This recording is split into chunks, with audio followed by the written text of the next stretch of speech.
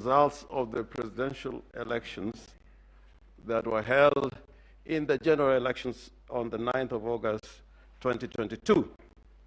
And those results were declared on the 15th of August 2022. Following that declaration,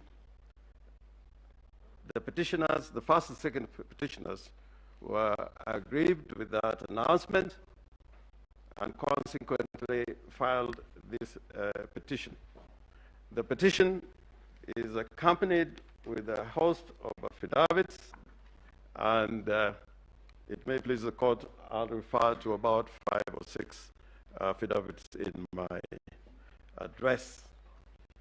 But as a matter of opening, I would want to deal with some constitutional issues as set out in the various articles of the Constitution.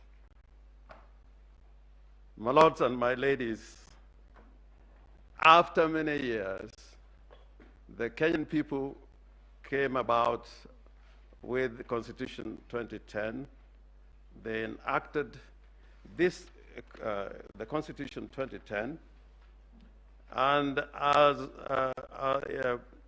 as opposed to the previous occasions, we had a constitution which was enacted by the people, in which they declared their sovereign authority. Therefore,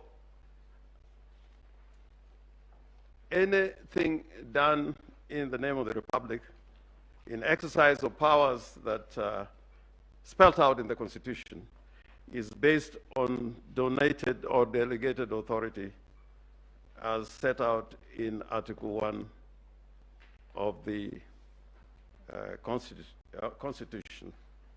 Now, my lords and my ladies, it is important to put into consideration Article 2 on the supremacy of the Constitution, together with Article 3, which talks about the defense of the Constitution. As opposed to the previous periods when we had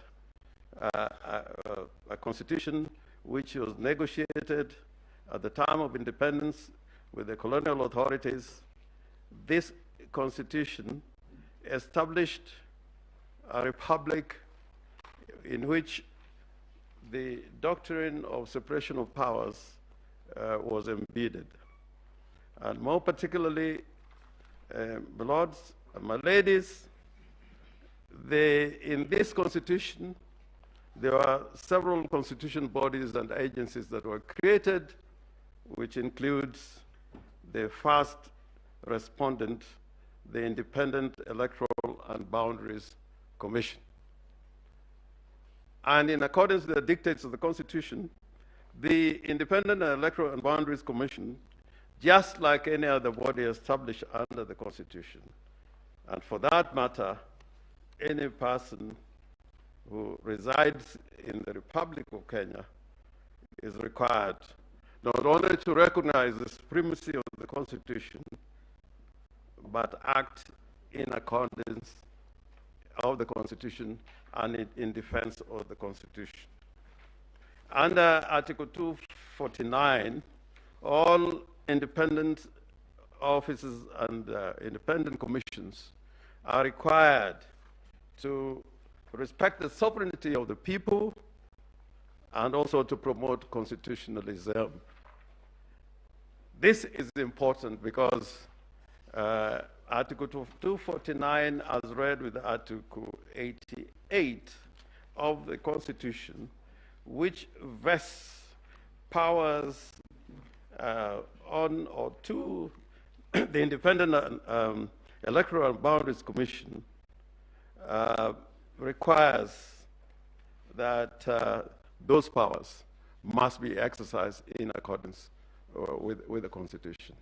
Now, my lords and my ladies, the story that emerges out of the events that occurred on the 9th of August this year, and subsequently following to the 15th of August, upon the declaration of the Constitution, of the elections, the presidential elections, goes contrary to the established provisions